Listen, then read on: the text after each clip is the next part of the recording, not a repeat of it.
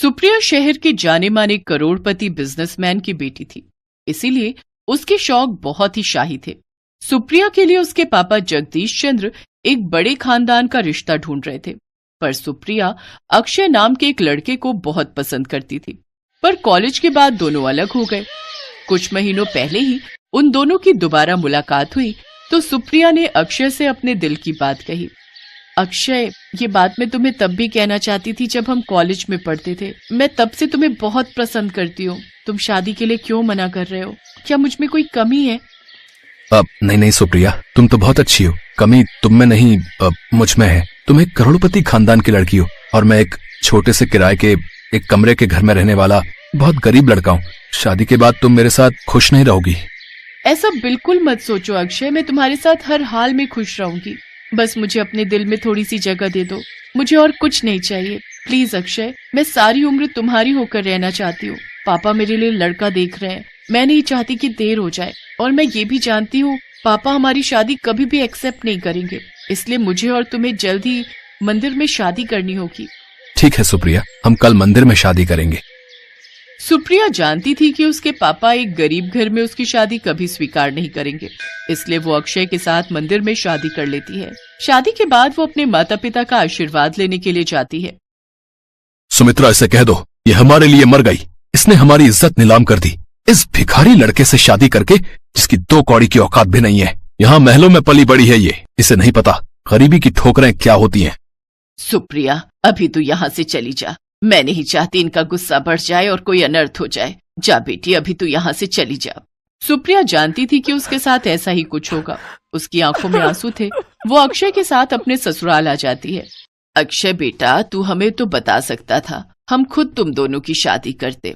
पर चलो कोई बात नहीं। बहू, तुम भी बिल्कुल भी चिंता मत करो, तुम्हें यहाँ किसी बात की भी कोई तकलीफ नहीं होगी। हम पूरी कोशिश करेंगे कि तुम हमेशा खुश रहो। माँ, मैं भैया भाभी के लिए कुछ खाने का बना कर लाती हूँ। ज्योति बेटा, पहले सामने का बिस्तर साफ कर दे, बहू वहाँ आराम कर लेगी। सुप्रिया देखती है कि उसके ससुराल वाले बहुत ही गरीब हैं। एक कमरे का घर, वो भी टूटा फूटा, जहाँ पर रहने की कोई भी सुख सुविधा ठीक से नहीं थी। पर सुप्रिया चुप रही, वो किसी से भी कुछ नहीं बोली।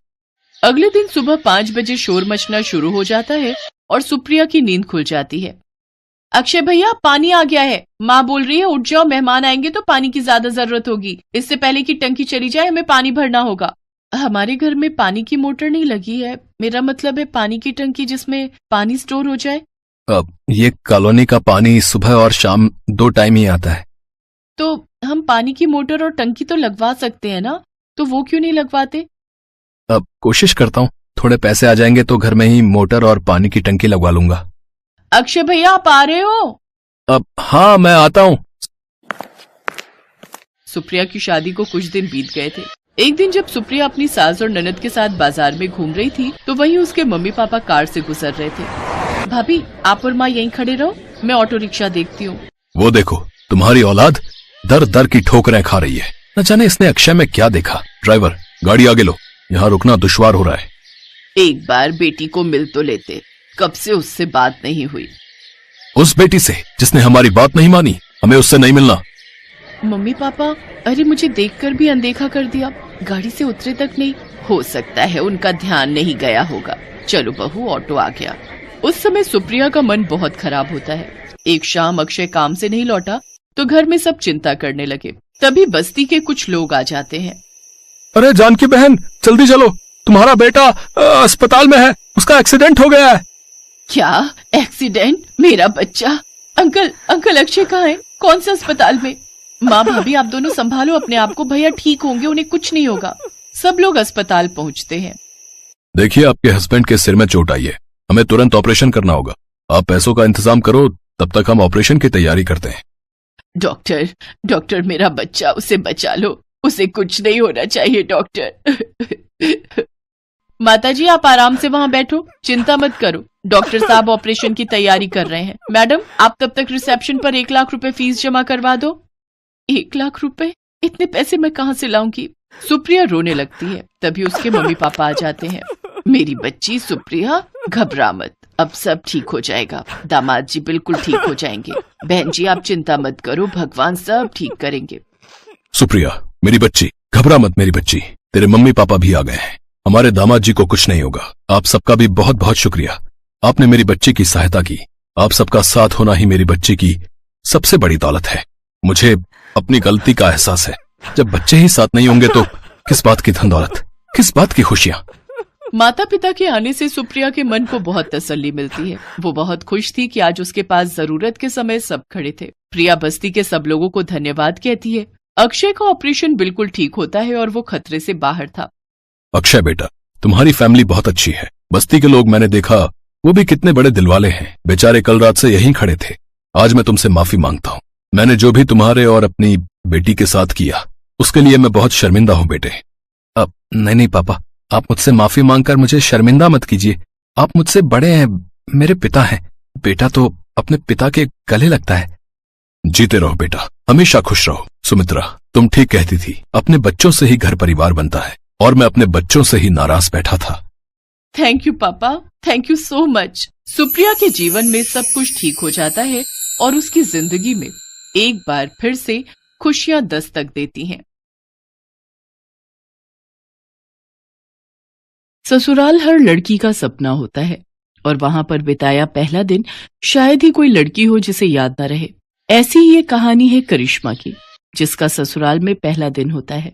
नई नवेली सहमी सी दुल्हन करिश्मा सुबह तड़के 5 बजे उठ जाती है और सोचती है, हाय राम, सुबह के 5 बज गए और मैं अभी तक सो रही हूँ। जल्दी से उठकर नहा लेती हूँ, नहीं तो सब लोग क्या कहेंगे। करिश्मा जल्दी से नहाकर बाहर आती है और पूजा पाठ करके किचन में चली जाती है। अरे, अभी तो ठीक से सुबह भी नहीं हुई, फिर ये किचन में से कैसी आवाजें आ रही हैं? कहीं अपने यहाँ कोई चोर तो नहीं आ गया? चोर चोर चोर। बेचारी करिश्मा किचन में नाश्ते की तैयारी कर रही थी, लेकिन अपनी सास का शोर शराबा सुनकर वो डर जाती है और जल्दी से बाहर आकर पूछती है, चोर कहाँ है? चोर माँ जी, जल्दी बताइए, मैं अभी डंडे से उसकी पिटाई करती हूँ। किचन में चोर है, वहां से तरह तरह की आवाजें आ रही हैं। लेकिन किचन में तो मैं हूँ माँ जी, और वहां तो कोई नहीं है। अच्छा, फिर तो बहू तू ही होगी। मैंने खटर पटर की आवाज सुनी तो मुझे लगा शादी वाले घर में कोई चोर चोरी के इरादे से घुस आया है। पर बहू, तू इतनी सुबह सुबह किचन में क्या कर रही है? जी, वो मैं नाश्ते की तैयारी कर रही थी। अरे, इतनी जल्दी? सारा दिन पड़ा है अभी, ये काम तो बाद में भी हो जाएगा। पहले तू जाकर आराम कर ले, शादी की तैयारियों में थक गई होगी। जा बेटा, आज तो पहला ही दिन है, जाकर आराम कर। हाय, कितनी अच्छी सास मिली है मुझे, जो आराम करने के लिए कह रही है। और एक मेरी माँ थी, जो सूरज निकला भी ना हो फिर भी, सूरज कब का निकल गया, आधा दिन हो गया, कब उठेगी कहकर जल्दी उठा देती थी। यहाँ तो सूरज निकलने के बाद भी सासू माँ कह रही है, सो जा। करिश्मा खुश होकर अपने कमरे में निश्चिंत होकर सोने चली जाती है। सोते सोते उसे काफी देर हो जाती है। तभी हॉल में बैठी उसकी बुआ सास और मामी सास बातें बनाने लगती हैं और कहती हैं, हाय, हम का इतनी दूर लखनऊ से सोती बहू को देखने वास्ते आवत है।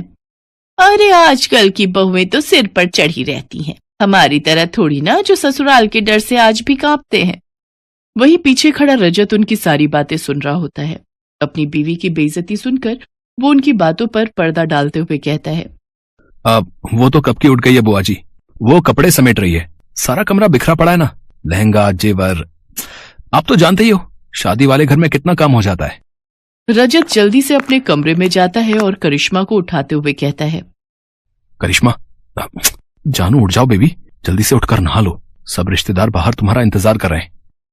जी, मैं तो सुबह 5 बजे उठकर ही नहाकर पूजा पाठ करके नाश्ता बना लिया था, लेकिन माँ जी ने कहा अभी सो जाओ, इसलिए आकर सो गई। हाय मेरी नई नवेली दुल्हन, सुबह 5 बजे से उठी है, तब तो तुम अभी आराम कर लो। नहीं, अब मेरी नींद पूरी हो चुकी है। कहिए, आपको कुछ कहना था क्या? रजत करिश्मा को सारी बात बताता है और कहता है, अब मुझे तो ये बिल्कुल भी बर्दाश्त नहीं कि कोई मेरे सामने मेरी बीवी की बुराइयां करे। चलो अब जल्दी से तैयार होकर बाहर आ जाओ, सब तुम्हारा इंतजार कर रहे हैं। इतना कहकर रजत बाहर चला गया। हाय जी, ये क्या हो रहा है? मेरी पीठ पीछे कल तक जो रिश्तेदार मुझे आशीर्वाद दे रहे थे, आज एक ही दिन में मुझे जाने बिना मेरे बारे में अपनी राय देनी भी शुरू कर दी। फिर करिश्मा तैयार होकर बाहर आ जाती है और उनसे पूछती है, बुआ जी, मामी जी, आपने नाश्ता कर लिया? हाँ बहू, तुझे क्या लगा अगर तू खाना नहीं देगी तो क्या हम भूखे ही रहेंगे? वैसे तूने टाइम देखा क्या हुआ है? तभी वहां सरोज आ जाती है। अरे ये बेचारी तो सुबह 5 ही बजे उठ गई थी। नहाकर पूजा पाठ कर कर सबका नाश्ता इसी ने तो बनाया था। वो तो काफी सुबह थी, इसलिए मैंने ही कहा इसको जाकर सोने के लिए। अरे दीदी, बहुओं को तो जितना दबा कर रखा जाए उतना ही वो काबू में रहती हैं। अगर जरा भी ढील दे दी तो फिर ये हाथ से निकल जाती है। ये कैसे रिश्तेदार हैं? बहू का आज पहला दिन है और उसे आशीर्वाद देने की बजाय दबाने की बात की जा रही है। मैं बहू हूं, कोई जानवर थोड़ी ना जो मुझे दबाया जाए। अभी करिश्मा इसी सोच में पड़ी हुई होती है कि तभी पीछे से आवाज आती है, भाभी जल्दी से चलो और अपना सूटकेस खोलकर दिखाओ कि उसमें क्या क्या सामान आया है हमारे लिए। हाँ जी चलिए सब कमरे में। अरे कमरे में क्या चलिए, तुम अपना सूटकेस यहाँ लेकर आओ। अरे यहाँ लाने की क्या जरूरत है? करिश्मा बेटा, जो जिसके नाम का है दे दो उसको। अच्छा पापा, ऐसा कैसे? ननद को पूरा हक है अपनी पसंद का सामान लेने का। जो रिवाज है हम तो वही लेंगे। हाँ हाँ, जैसे तेरी माँ ने तो हमें बड़ा अपनी पसंद का दिया था ना, जो तू अपनी भाभी से मांग रही है। अरे कैसी बात कर रही हैं आप? आपने तो मेरी सबसे पसंदीदा जरकन वाली साड़ी पर हाथ रख दिया था और मैं बेचारी मना भी ना कर पाई। बेचारी करिश्मा भारी सूटकेस उठाकर हॉल में लाती है और जैसे ही उसका सूटकेस खुलता है तो उसकी पसंदीदा साड़ी उसकी ननद तान्या ले लेती है और वो बेचारी मन ही मन सोचती है, हाय ये तो मेरी फेवरेट साड़ी है।